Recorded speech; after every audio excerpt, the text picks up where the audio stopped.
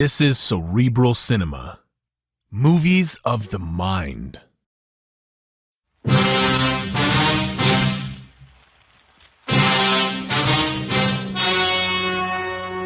story you are about to hear is true. Only the names have been changed to protect the innocent. Fatima Cigarettes, best of all long cigarettes, brings you Dragnet.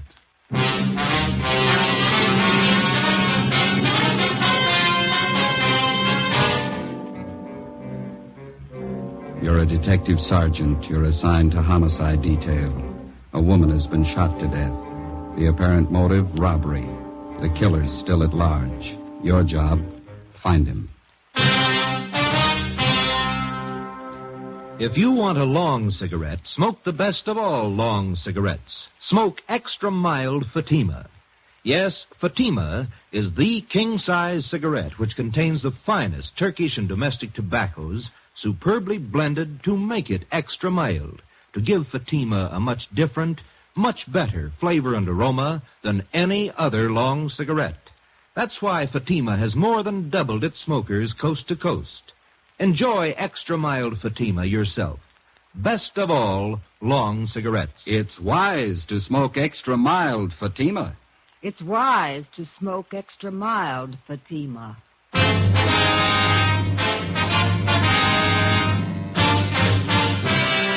Dragnet, the documented drama of an actual crime. For the next 30 minutes, in cooperation with the Los Angeles Police Department, you will travel step by step on the side of the law through an actual case transcribed from official police files. From beginning to end, from crime to punishment, Dragnet is the story of your police force in action. It was Friday, March 16th. It was damp in Los Angeles. We were working the night watch out of homicide. My partner's Ben Romero. The boss is Thad Brown, chief of detectives. My name's Friday. It was 11:45 p.m. when we got to where we'd parked our car. 2nd and Main. Couple of drops on the windshield. Yeah, I hope it holds off. I was thinking of going out to see the Cubs and Pirates play an exhibition game tomorrow. Guess maybe now I won't. You might be lucky. What's the weatherman say? Get the radio on. Yeah. It's a slow night. Yeah. Might not be tomorrow night. What? March 17th, isn't it? Oh, yeah. 62A, Collier Station. All units in vicinity of 102 South Virgil, 211 and shooting, code 3. It's a hot one. All units in vicinity Out of first, 102 please. South Virgil, 211 and shooting, code 3. Unit 13, take the call. Happy St. Patrick's Day. 11:58 p.m. We arrived at 102 South Virgil, the Bartlett Hotel, a 4-story building. Sergeant Scheimer met us in the lobby and informed us that the shooting took place at 11:40 p.m. in room 432, occupied by Mr. and Mrs. Theodore V. Benham. Mrs. Benham was the victim. We went up to the 4th floor where Officer McCready was stationed outside the room. Any witnesses? Only Benham says it was a thief. Did you talk to any of the people on this floor? None of them saw anything. They're all in their rooms. Any other way out of here? That stairway in the rear leads to the roof. I took a look. Nothing up there. Mm-hmm. Where's Benham? Across the hall, lying down. Cox is with him. Okay, let's look at the body. We went into the room, a dreary place with a single light hanging from the center of the ceiling. The carpet was faded and worn in spots. On the north side were a closet and a bathroom. Against the east wall was a dresser. Across the room was a double bed, and at the foot of the bed a window looking out over the roofs of adjoining buildings and the marquee of a movie house down the street. A steamer trunk was in the corner, and a straight-back chair was next to the door. The mirror of the dresser was smashed, and on the dresser a Gideon Bible. On the bed was the body of a woman sprawled face down. There were several splotches of blood on her coat. In the chair was a .32-20 revolver, which McCready said belonged to Benham, the husband of the murdered woman. We asked McCready to put in a call to the crime lab, and we went across the hall to question Benham. This is an awful shock. I'm not feeling well. I'm under doctor's care. Hemophilia. It's an awful shock. Sit down, please. Yes. I don't know what it'll do to me. I should be in a sanitarium right now. We'll see you taken care of. Lincoln Sanitarium in Eagle Rock. Could you tell us what happened tonight? Why, yes. My My wife and I went out to the Sycamore Cafe over in Alvarado. What time was that? Oh, about 9:30. We had a couple of drinks and something to eat. Listened to a piano player, then came home. I unlocked the door, and Elizabeth went in first, went over to the dresser. I just walked over to her when a man stepped out of the closet in back of us. He had a gun. Mm-hmm. Can you describe him? I don't know. Did you see his face? No. He had a blue bandana over his face, and he had a cap on, a blue and white check. Did you notice his clothes? No, I didn't. Anything else? He seemed very nervous, and he wasn't holding the gun still. My wife was opening her purse, and I said, well, I haven't got very much, but I'll give you what we have. And he fired and hit Elizabeth. I pulled my gun from my overcoat and started shooting. Are you in the habit of carrying a gun? No, I'd noticed suspicious-looking men following me lately, so I bought one. Is this the gun here? Yes. Then what happened? Well, I fired all the bullets. I don't know how I missed. The room was small. He kept moving around all the time. Mm-hmm. But I guess I did miss. Then he ran out of the room. About how old would you say this man was? Officer, I haven't the faintest idea. See you a minute, Sergeant. Sure. We'll be back, Mr. Benham. This has been an awful shock to me. Wonder how his wife felt. McCready told us that Sergeant Scheimer had found a woman in the Nevada Hotel next door who might know something. We went next door and questioned Mrs. Caroline Cromwell, a resident of the hotel. She occupied room 415 on the top floor. She told us that about 20 seconds after she heard the shots, she looked out the door of her room and saw a man come down the back stairs, which leads to the roof of the hotel, and enter room 402. She'd seen the man several times and was positive of her identification. Sergeant Scheimer said the man was registered as Jack Morrison, who went to room 402. Try it again. Who's that? Police officer. What do you want?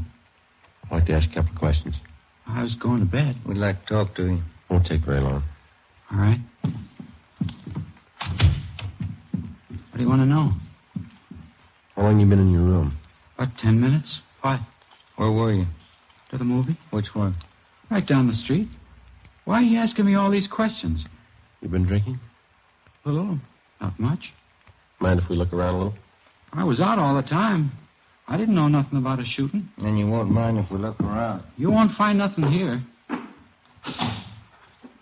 These all the clothes you've got? Yeah? This your coat? Yeah. Yeah. Mm-hmm. You wearing this tonight, were you? No. It's the only coat in the closet. What'd you do with the coat you were wearing? Guess I was wearing that one.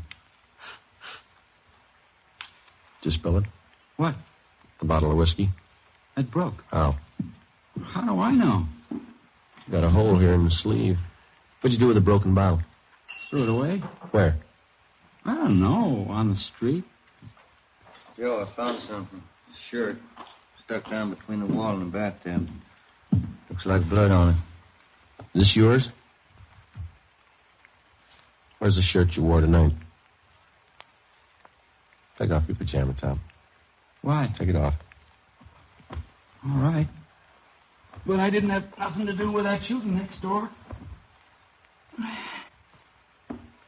What happened to your arm? Guy shot at me. Who? I don't know. I bought a bottle and had a couple of drinks and went to the movie for a little while. Would you mind moving away from the bed, please? No. Thank you. I came out of the movie because I was getting dizzy, and I went up on the roof here to get some air.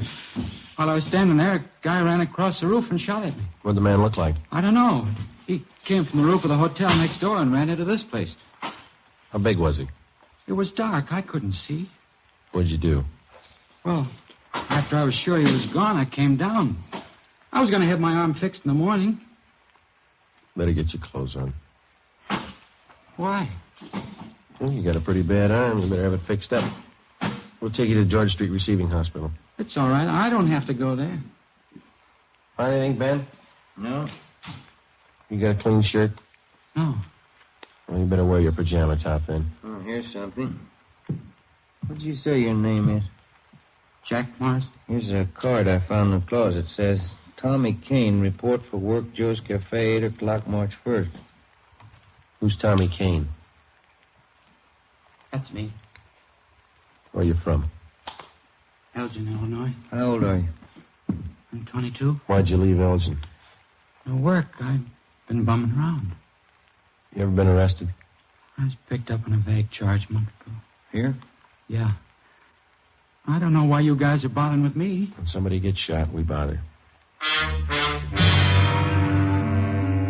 1:30 a.m. We took Kane to Georgia Street Receiving Hospital, where they found that a muscle in his upper right arm had been severed and the right side of his chest was bruised. Before taking him to Ward 1300 General Hospital for further treatment, we took him back to the roof of the Nevada Hotel. Still trying to rain. Yeah. Well, where were you standing when you got shot at, Kane? Right over there. I was leaning against the bricks. Where'd the man come from? Out of that door in the other roof? Roof of the Bartlett Hotel? Yeah. Was he running when he shot at you? Yeah, he was. Where'd he run? Right across here where we are. And then he went through this door here into the Nevada Hotel. Did you notice anything unusual about him? Well, his face was covered with a handkerchief, and he wore a checkered cap. Thought you said before it was too dark. Well, I could see that. I mean, I could see that. I couldn't see his face. And you were standing over there by the parapet? Yeah. About here? Yeah, that's it. Mm-hmm. All right, let's get over the roof of the Bartlett. It's a little high. Can I help you over? No. Come on, Ben.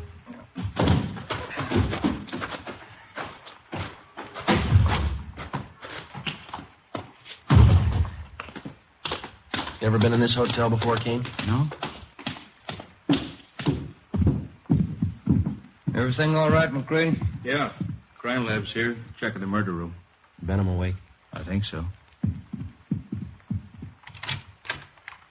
Mr. Benham? Yes? Mind if we come in? Of course not. You ever seen this man before? Let me see.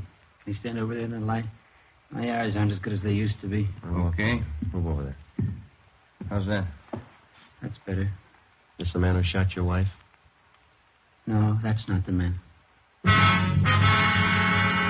We left instructions for another car to take Theodore Benham to the Lincoln Sanitarium in Eagle Rock. We took Kane to Ward 1300 General Hospital. 2:42 a.m. We arrived back at the Bartlett Hotel, where police chemist Ray Pinker had finished his examination. 3 slugs, 38 caliber, and 5 slugs, 32-20, were found in the mattress and the walls, all in the same side of the room. On the floor of the room were found a piece of white cloth and some brown threads. Ray Pinker returned to the crime lab while Ben and I made a search of both hotels, the incinerators, the alley, and all likely places for the missing 38. It was not found. 3:48 a.m. Ben went to the record bureau to check on any possible criminal record Kane might have had. I went to the crime lab to see what Ray Pinker had found. Nothing on this one. It's been a clean mess. And nothing on these 4 32-20s. Mm-hmm. Where'd you find those? Dug the 38 out of the window frame. 32-20s are in the south and east walls. How about the others here? Well, on these 2 38 slugs, I found minute portions of threads. They compare with the dress and coat worn to the deceased. Mm-hmm. Hi. Hey, Ben. I checked Kane's record. He told the truth. Nothing more than a vague charge, huh? No. How's this coming? There's threads on 2 of the 38 slugs. And on one of the 32-20s. Same kind of threads? Yeah, the same kind. 32-20. That's the gun Benham used. Yeah.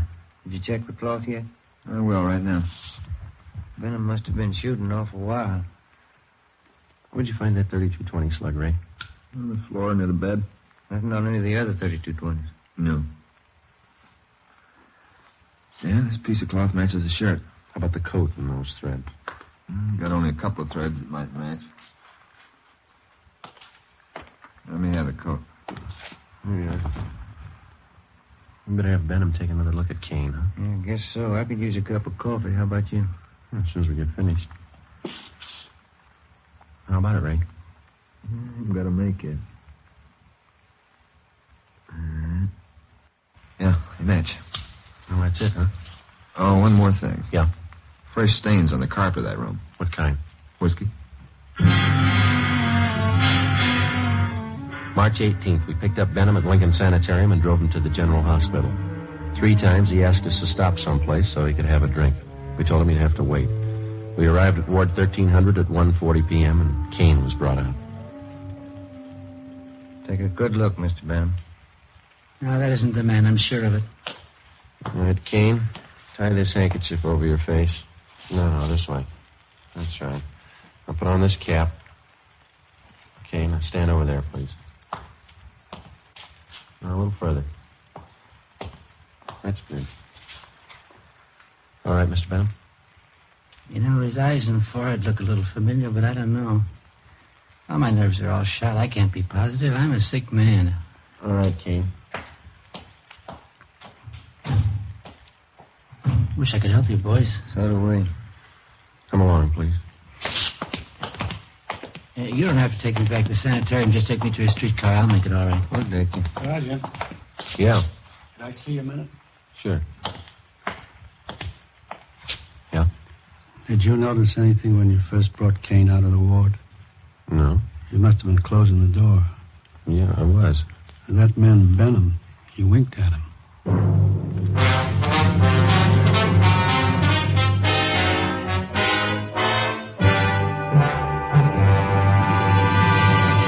You are listening to Dragnet, the case history of a police investigation presented in the public interest by Fatima Cigarettes. If you smoke a long cigarette, it will be in your interest to listen to a typical case history of a Fatima smoker. It's the case of Dick Hyland, sports columnist for one of the great Los Angeles newspapers. This is his actual signed statement. Do I smoke a lot when I'm reporting a close ball game? You bet I do. Do I still enjoy smoking when the game's over? Right again. Because I smoke a mild cigarette, Fatima.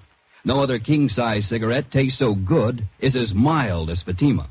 I agree it's wise to smoke extra mild Fatima. And so do more and more smokers every day. Actual figures show extra mild Fatima has more than doubled its smokers coast to coast. So enjoy extra mild Fatima yourself. The king-size cigarette, which contains the finest Turkish and domestic tobaccos, superbly blended to make it extra mild. You will prefer Fatima's much different, much better flavor. You will agree. It's wise to smoke extra mild Fatima. It's wise to smoke extra mild Fatima. The best of all long cigarettes.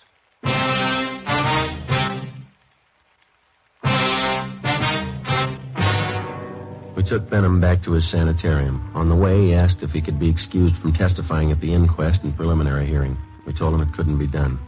7 p.m. Ben and I returned to the general hospital and took Kane into a small room adjoining the prison ward.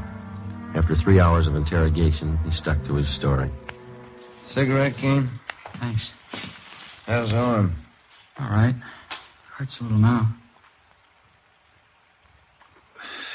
When you guys going home?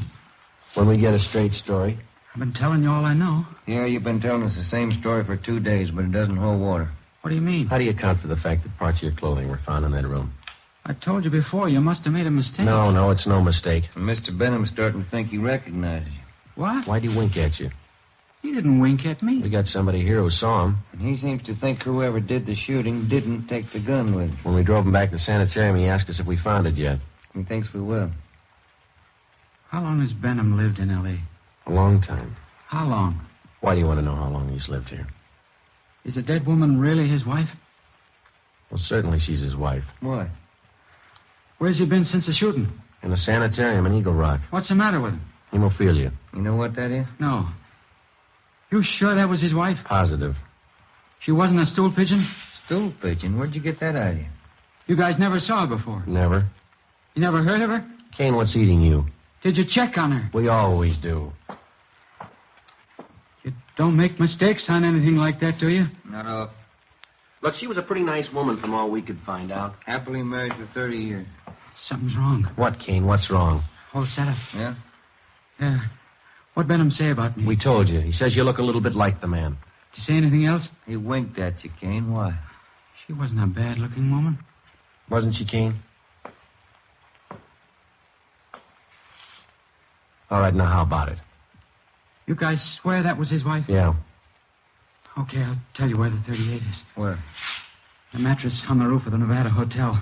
Benham cut a hole in it that day. He told me to hide the gun there after the shooting. All right, let's have a look. I don't want anybody to know I'm telling you this. Why? Benham's a real smart guy. He's got a gang.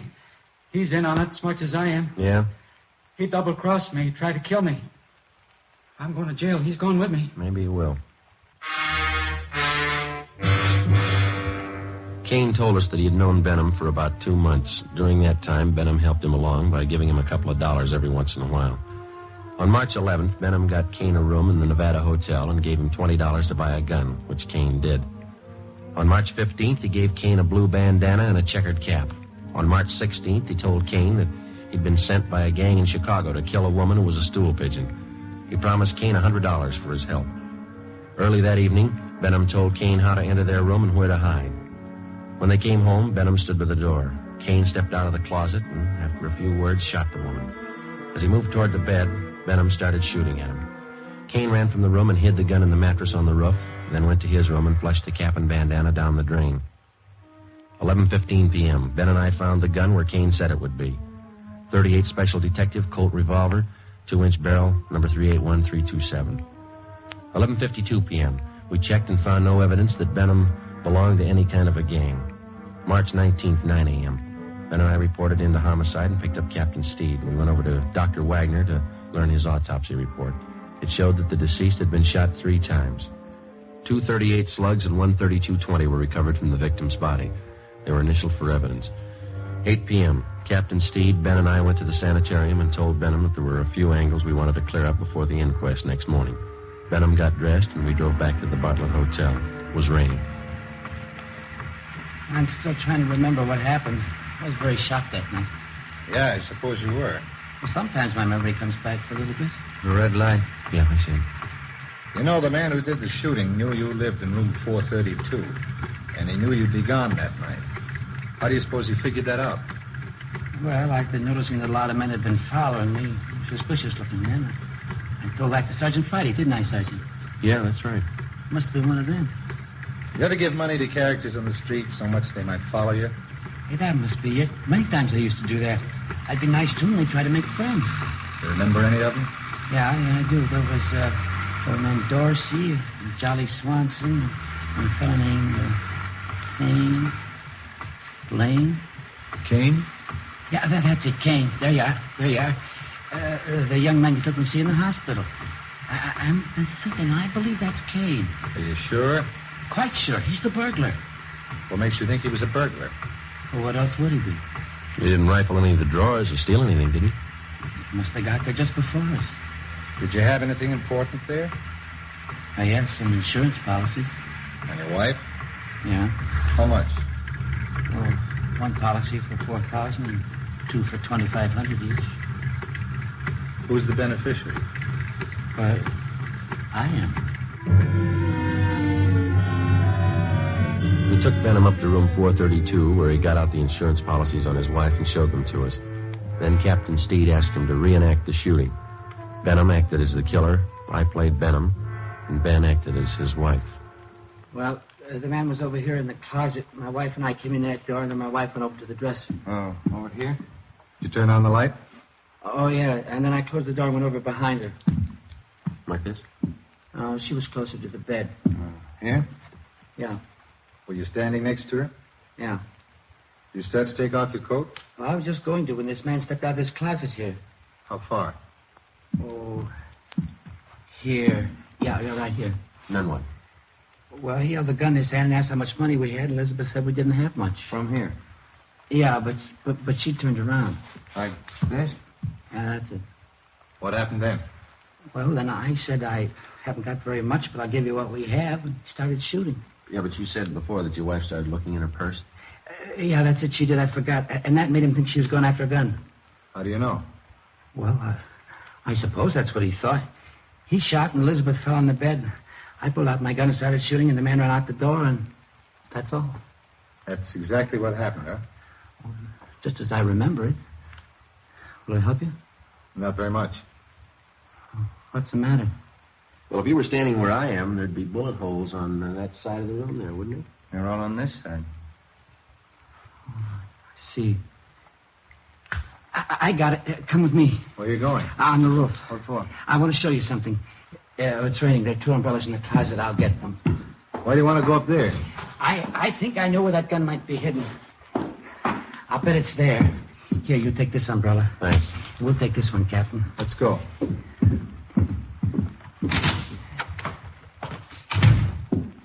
I bet it's up there. We'll find it.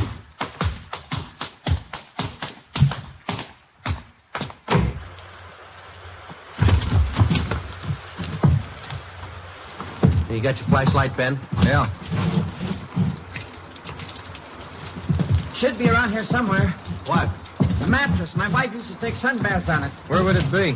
Well, just about here. I don't see any. You sure it's up here? I bet it's on the next roof. Didn't you say Kane lived in that hotel? He probably moved it. Flash your light over there behind that elevator shaft. There? Yeah, there. You see it? We have to climb over this parapet to get on the other roof. Watch it, Cap. It's pretty slippery. Okay. Yeah, it is slippery.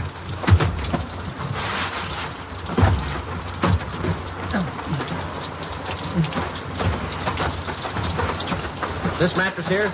That's it. Take a look, Joe. Right.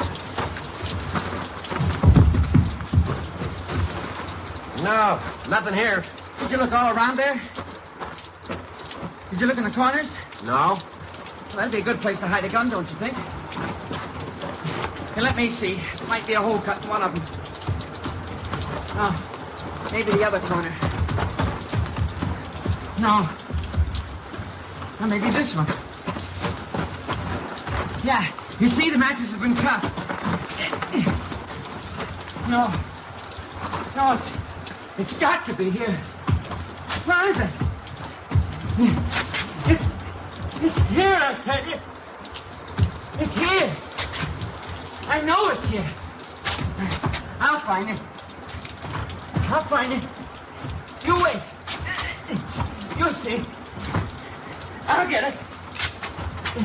I know it's here. I'll find it. You wait, I'll get it. I'll get it. It's getting wet, Joe. We got the 38. Kane told us about it. You ready to talk? Yeah. Insurance. That why you did it? Yeah. I'm a sick man. Let's go, Benham. On your feet. All right. They played that ball game the other day. Yeah? Who won? Pirates 8-7. Sure do like baseball. Must be a real nice business. Yeah. Fans only yell if they never do it. What's that? Kill the umpire.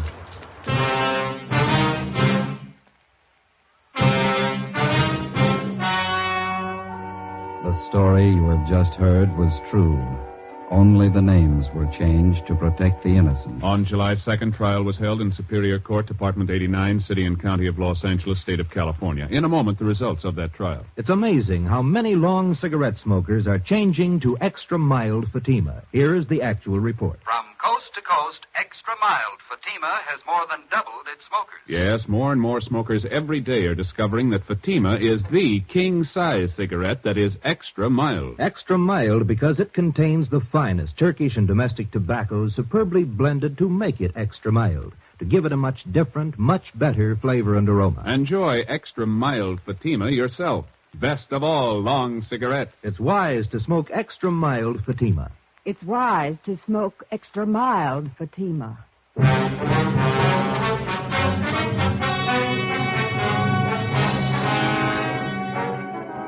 Thomas Kane was convicted of second-degree murder and received a term as prescribed by law. Theodore Benham was convicted of first-degree murder and assault with a deadly weapon. He received a life sentence and died in prison 1 year later. You have just heard Dragnet, a series of authentic cases from official files. Technical advice for Dragnet comes from the Office of Chief of Police W.A. Wharton, Los Angeles Police Department. Fatima Cigarettes, best of all long cigarettes, has brought you Dragnet, transcribed from Los Angeles. This is NBC, the national broadcasting company.